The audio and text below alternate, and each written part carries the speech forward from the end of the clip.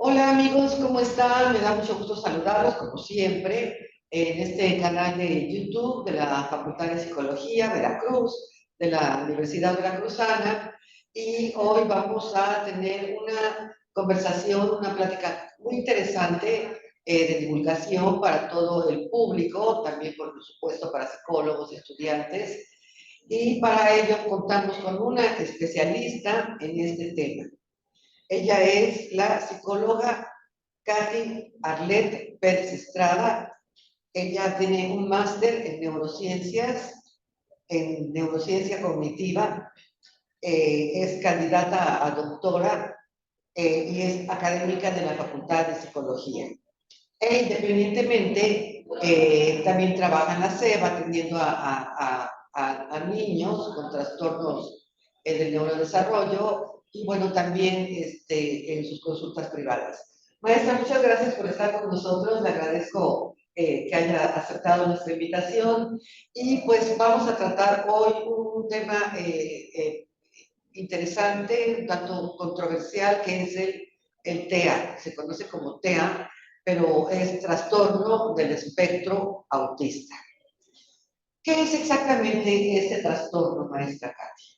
Bueno, el trastorno del espectro autista es un trastorno del neurodesarrollo, el cual tienen las personas que se encuentran dentro del espectro, tienen dos bloques específicos de dificultades. Uno son la comunicación social y la otra es los comportamientos restringidos y repetitivos, ¿no? Entonces, estos dos bloques son los que definen de alguna manera que alguien esté dentro del espectro del autismo. Bien. Y antes se le conoció únicamente como autismo, ¿no?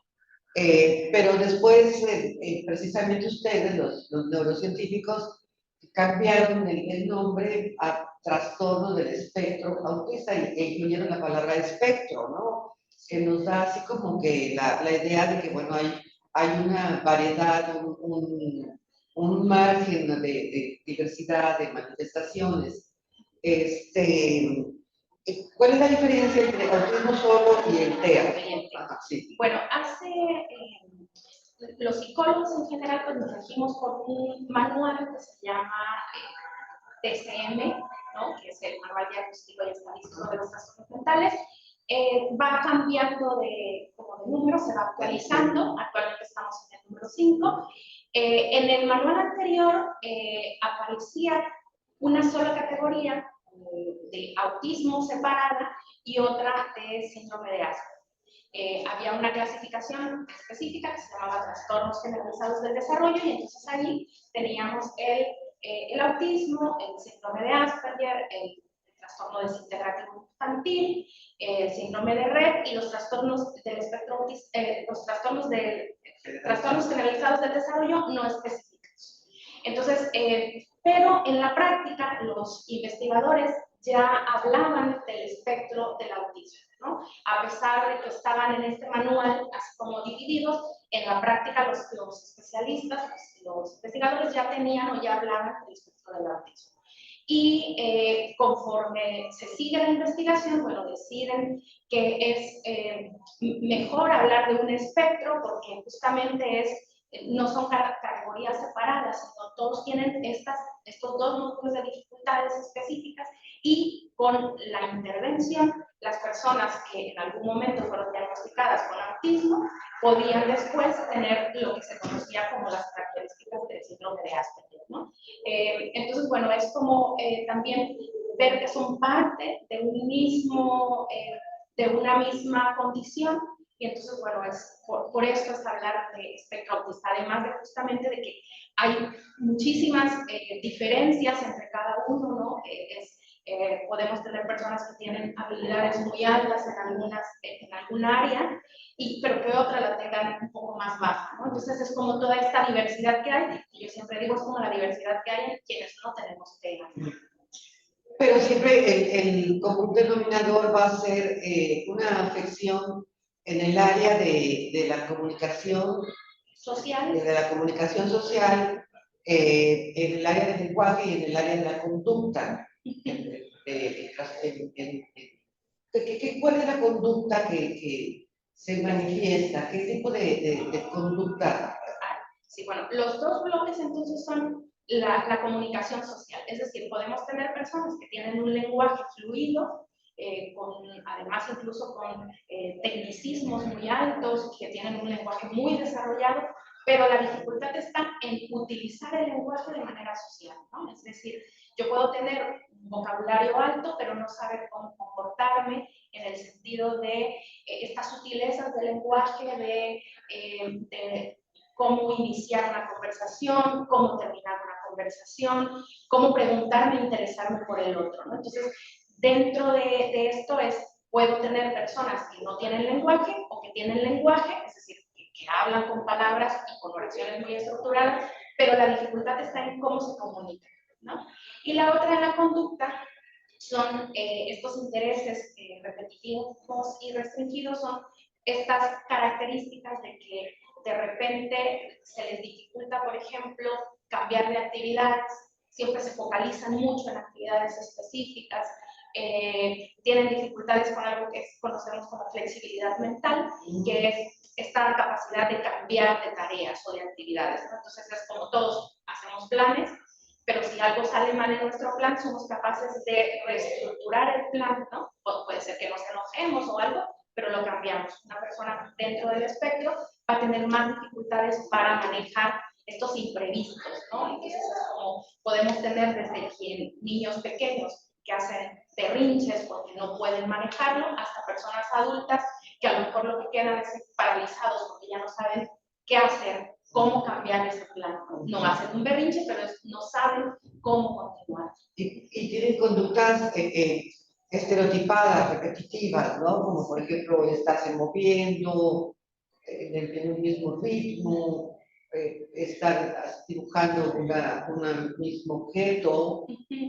Sí, dentro podemos tener desde los niños o de las personas con mayor afectación, en las que, por ejemplo, están continuamente balanceándose, haciendo movimientos los típicos que se conocen como aleteos, ¿no? Balanceos hacia adelante, hacia los lados, niños que agarran, por ejemplo, una cuerda y empiezan a moverla todo el tiempo, hasta las personas dentro del espectro con menos afectaciones, en las que a lo mejor es este comportamiento de pensamientos, ¿no? Y están repitiendo sus pensamientos una y otra vez, ¿no? Yo tengo que tener eso.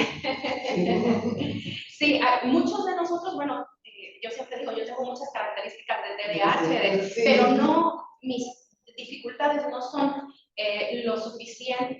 las suficientes como para decir que estoy dentro del trastorno, ¿no? Sí. Porque de alguna manera pues también son parte de las características humanas, no solo claro. Es que son más intensas, entonces en muchas ocasiones pueden tener dificultades para la integración en general. Bien, y también se ve afectada, bueno, se ve alterada el área afectiva.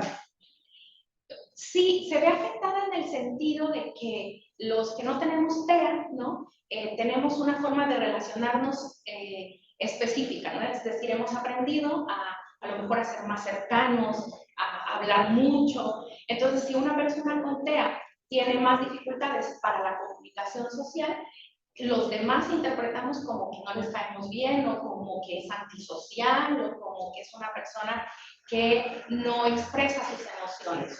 Pero no es eso, ¿no? Las personas con TEA sienten y muestran cariño y ellos reciben cariño también, ¿no? Simplemente es una forma diferente de hacerlo, ¿no? Yo siempre digo, es más fácil. Claro, nosotros, sobre todo en México, somos muy de tocar, muy de saludar de beso, ¿no? Entonces, claro, es súper invasivo, ¿no? Realmente para alguien que tiene TEA. Es una persona con TEA, a lo mejor puede dar un abrazo, pero si te llegan de la nada es como si nosotros fuéramos caminando por la calle y de repente un extraño se te acerca para abrazarte, ¿no? Pero que en esta sociedad es muy común, en México, ¿no? Sobre todo en Veracruz, en el sur, que si vas caminando por la calle, cualquiera te habla y te saluda y te pregunta cómo estás, ¿no? Son muy cariñosos. Sí, y claro, eso es impactante para alguien que tiene que estar dentro del espectro, pero las emociones las viven y las sienten. ¿Y cómo pueden los padres a una madre de sospechar o pensar que tal vez su hijo tenga algún trastorno, o sea, se manifiesta desde muy temprana edad, desde los 2 años, 3 años, o puede pasar 7, 8, 9 años y el niño está bien y de pronto al entrar a la adolescencia, tal vez, ¿no? Cuando hay tantos cambios en el organismo, se muestra el trastorno. No, este es un trastorno del neurodesarrollo, por tanto está presente desde el nacimiento, ¿no?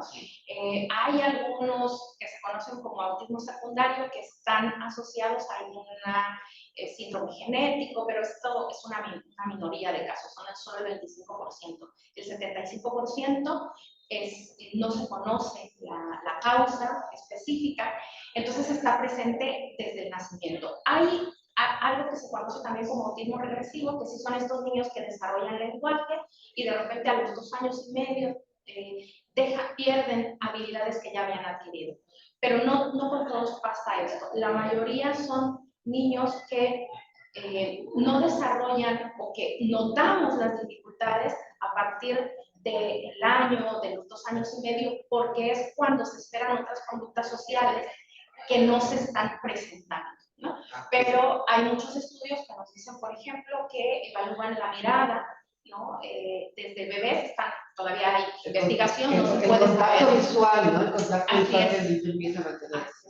Actualmente no se puede hablar todavía de que se puede dar un diagnóstico de bebés, ¿no? De hecho, los diagnósticos actualmente se pueden dar a partir de los 2 años y medio, pero a partir de los 12 meses ya hay sospecha de autismo, es decir, ya se pueden identificar alteraciones en el desarrollo, que lo que se hace en este primer año y medio, ¿no? Del año a los 2 años y medio, es hacer intervención temprana para desarrollar habilidades y ya a los 2 años y medio se reevalúa y se ve si es un TEA o si podría ser trastorno del lenguaje o alguna otra situación del desarrollo que se pudo haber disminuido por la intervención que se hizo, ¿no? Pero el diagnóstico en sí es a partir de 2 años y medio, pero al año ya podemos hacer sospecha, es decir, ya se puede hacer intervención desde ese momento. De manera que, bueno, pudiera ser difícil diagnosticarlo. Sí, hay algunos casos que son como de libro, decimos, ¿no? Sí, es decir, que cumplen todas las características y son fáciles de identificar. Pero hay otros chicos que, justo por esta amplitud del espectro... Que sería lo que se llamaría, perdón, la interrupción, neurodiversidad. Bueno, la neurodiversidad es como un concepto bastante polémico, porque surge de alguna manera de grupos de activistas dentro del espectro que lo que dicen es que, bueno, que realmente lo que ellos son es son esta diferencia en la parte neurológica, ¿no? Es decir, que es una forma diferente de pensar y de ser. Pero sí es polémico porque, bueno, yo pienso, bueno, yo también soy neurodivergente. Yo tengo dislexia, entonces también soy neurodivergente, porque pero no tengo TEA. Entonces, es a veces aquí lo complicado de decir, bueno, ¿quién es el neurodivergente y quién no? Entonces, algo importante es, los grupos tienen derecho a llamarse como ellos decidan. Desde la parte de la ciencia, bueno, tenemos unos manuales por los que nos regimos, pero bueno, es siempre importante que la persona es quien se debe de denominar cómo quiere ser llamado, ¿no? Porque hay quienes les gusta que les digan persona con autismo, hay otras que son personas autistas, personas dentro del espectro, neurodivergentes. Entonces aquí lo importante es como... síndrome de Asperger. Sí, actualmente sigue habiendo un grupo de población que sigue manteniendo los Asperger, ¿no? Claro, entonces bueno, aquí eso es algo importante respecto al otro, ¿no? Y bueno, hace un momentito se me pasaba lo de los diagnósticos tardíos, ¿no? Sí. Hay chicos y bueno, personas que son diagnosticadas de adultas o en la adolescencia, pero no porque en ese momento se esté presentando el trastorno, sino que han pasado desapercibidos, pero el trastorno está presente desde el nacimiento, ¿no? Hay personas que están actualmente, justo por las herramientas que hay, por la formación de los profesionistas, que están recibiendo el diagnóstico a los 50, a los 40. Sí, ¿no? y ese es un dato que me impresionó mucho. Sí. Sí. Y no es que se les haya desarrollado, porque si tú en la historia de desarrollo no encuentras alteraciones, no puedes decir que es TEA, porque el TEA el espectro autista está presente desde el nacimiento o desde los primeros años de vida que estamos en esta formación del sistema nervioso. Y estos diagnósticos tardíos me lleva a pensar que en este tipo de casos de personas adultas que tienen el trastorno, el TEA, tienen una relativa funcionalidad, ¿no? Para que puedan llegar a los 40, 50, 60 años funcionando socialmente, laboralmente, familiarmente,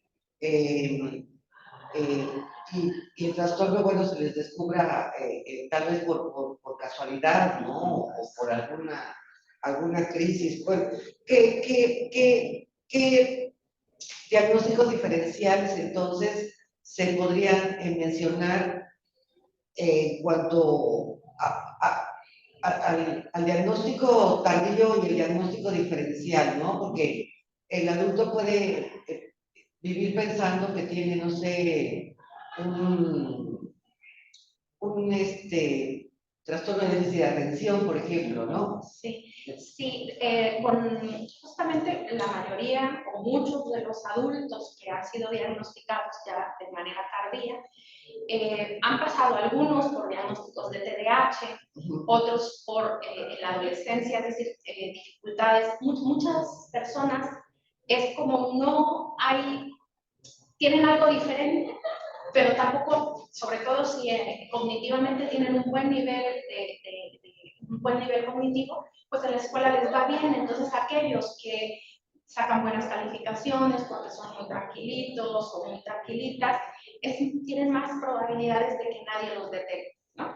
Y a veces lo que pasa en la adolescencia es que, por ejemplo, empiezan a aparecer trastornos como de ansiedad, depresión, trastornos alimenticios, y muchos de ellos van al psiquiatra, y es este proceso de dar diagnósticos, que sí no estén ahí, por supuesto que hay una depresión y una ansiedad, pero no es la causa de sus dificultades. Muchos de ellos presentan estos trastornos comórbidos justamente porque no se ha trabajado las cuestiones específicas del reconocimiento de tengo TEA, estas son mis características, esto que me pasa es por eso, ¿no? No es que yo esté mal o tenga una situación problemática muy grande, ¿no? O es una explicación de por qué soy como soy, ¿no?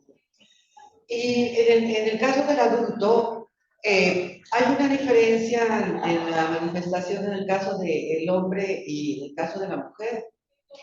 Sí, bueno, no solo en los adultos, también hay mucha investigación actualmente sobre las diferencias en las manifestaciones en niñas y niños, ¿no?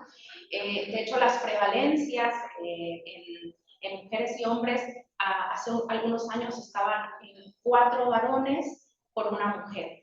Actualmente hay estadísticas que nos dicen que son 3 hombres por una mujer, y estas eran sobre todo mujeres con discapacidad intelectual, pero cuando se hablaba de lo que antes se conocía como síndrome de Asperger, en la prevalencia eran 11 varones por una mujer, ¿no? Claro, porque lo que sucede es que esto se ha ido modificando justo porque en general la ciencia tiene un sesgo de género, ¿no? En general la ciencia tiene un sesgo de género y de raza, ¿no? Siempre se evalúa o se hace la ciencia con hombres blancos, ¿no? Sí, sí. Entonces, pues poco a poco se está intentando cambiar, y bueno, se va haciendo ir cambiando estos sesgos. Ya tendremos estadísticas más confiables cuando se incluya más, sea más inclusiva. Así es, sí. Pero entonces, además, lo que se dice, por ejemplo, de las niñas es, hay investigadoras muy importantes en España, bueno, en Chile y Argentina, que están haciendo un muy buen trabajo, ¿no?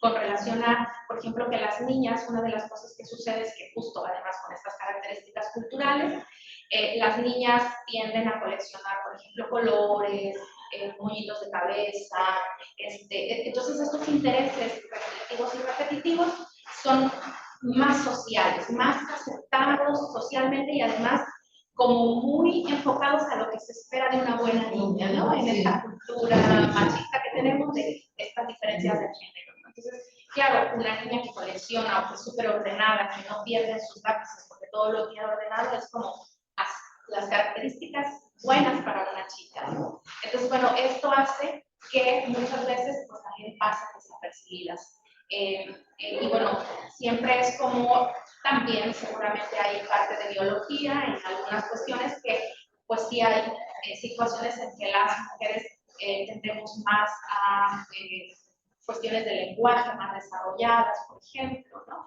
Entonces, bueno, esto hace que sean diferentes las manifestaciones, pero siguen siendo los dos bloques, ¿no? Con dificultades en la comunicación social y dificultades en los comportamientos repetitivos y restrictivos. Bien. ¿Y cuáles serían las técnicas de diagnóstico? Bueno, para el diagnóstico es un diagnóstico clínico, es decir, no hay ninguna prueba, ni electroencefalograma, ni tomografía, ni estudio de sangre, nada, ¿no? Que nos diga que alguien está dentro del espectro. Es clínico, se tiene que hacer pruebas específicas que están diseñadas para eso, es más observacional, podríamos decirlo así. Y bueno, actualmente contamos con dos herramientas que se les conoce como los estándares de oro en el mundo, que son el A22, que es una prueba específica para autismo, y el ADL. Son estas dos pruebas. Con estas dos pruebas no quiere decir que ya cualquiera las pueda utilizar, porque como es clínico el diagnóstico, esas son herramientas. Se tiene que hacer todo un proceso de valoración y de descartar que haya alguna otra situación, ¿no? Es importante siempre hacer como un diagnóstico integral donde participe el neurólogo, el psiquiatra, el psicólogo, el terapeuta ocupacional, el licenciado en comunicación humana, que es la logopeda. Para el lenguaje. Así es, para el lenguaje, ¿no? Pero que en México nuestra especialidad se llama licenciados en comunicación humana. Para que puedan descartarse algunas otras situaciones que pueden estar presentes, hacer diagnósticos diferenciales o de comorbilidad, ¿no? Bien, bien. ¿Qué puede hacer una madre en el caso de niños o un padre? También ya hay padres solteros, ¿no? ¿Qué puede hacer una madre o un padre en el caso de un niño? O qué puede hacer un adulto, ¿no? Que sospeche que pueda tener el TEA. ¿A quién debe de acudir primero, ¿no? Sí, hay, bueno, lo principal es buscar ya sea un psicólogo o un psiquiatra que sea especialista en trastornos del neurodesarrollo, ¿no? Yo siempre digo que una de las problemáticas que tenemos en México con la psicología es que el psicólogo, alguien piensa en psicólogo y piensa que sabe de todas las ramas, ¿no? Entonces, bueno, no es lo mismo trabajar en trastornos del neurodesarrollo que trabajar en trastornos como la depresión, la ansiedad, ¿no? Ni con adultos, ni en terapia de pareja, etc. Entonces, hay que buscar un especialista en trastornos del neurodesarrollo, ya sea un psiquiatra o un psicólogo. Y ya ellos serán quienes se encarguen de hacer como esta vinculación con los demás especialistas, que sea importante hacer la atención, ¿no? En los sistemas de salud públicos, bueno, en Veracruz tenemos el CRIBE, que es una de las instituciones que está dando un muy buen servicio. Están un poco saturados, pero es normal por la demanda que hay. Y bueno, casi no queremos quitarte mucho tu tiempo, sabemos que tienes que dar clases ya ahorita. La última pregunta sería, ¿hay un tratamiento? Sí, hay muchas intervenciones con evidencia científica y muchas cosas por ahí que no la tienen, ¿no? Pero bueno, hay muchos programas desarrollados. Siempre lo importante es eso, que quien vaya a buscar la intervención se asegure que son programas de intervención que tienen un fundamento científico, ¿no? Por ejemplo, con niños pequeños está el modelo Denver, que se llama modelo de intervención temprana, y ese se puede aplicar desde el año de vida de los niños. Hay otros modelos como el modelo Jasper, otro como el análisis funcional aplicado. Hay para los más grandecitos, por ejemplo, para habilidades sociales, ahí está el programa PEERS. Y bueno, hay otro modelo que se llama IMPACT, que es como entrenamiento a padres para desarrollar habilidades sociocomunicativas, ¿no? Entonces, bueno, sí hay una gran cantidad ya de programas de intervención. Hay algo que se me pasaba que es súper importante, que es la filosofía Teach, que se trabaja mucho para las escuelas porque es como una enseñanza estructurada. Entonces, bueno, sí hay muchos programas, pero hay también muchos charlatanes por ahí, ¿no? Cosas que venden para curar el autismo, ¿no? Como el clorito de sodio, que por ahí es cloro, que se lo toman. Entonces, todas estas cosas que además que no están comprobadas científicamente, que además ocasionan un daño. Entonces, siempre es importante recurrir a la evidencia científica, ¿no?